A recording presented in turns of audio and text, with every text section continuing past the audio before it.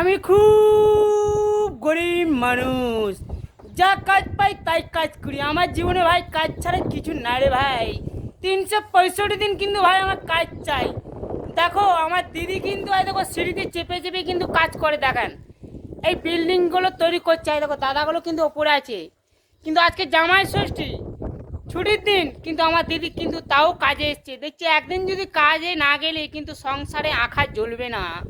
এরকম চিন্তা করেন 365 দিন কিন্তু আমাদের বোনরা, দাদারা, ভাইরা কিন্তু এরকম করে মেহনত করে, ঠাঁই রোদে চাই ঠান্ডা দিই, কিন্তু মাইনার বেলায় কিন্তু ভাই বাড়ে না।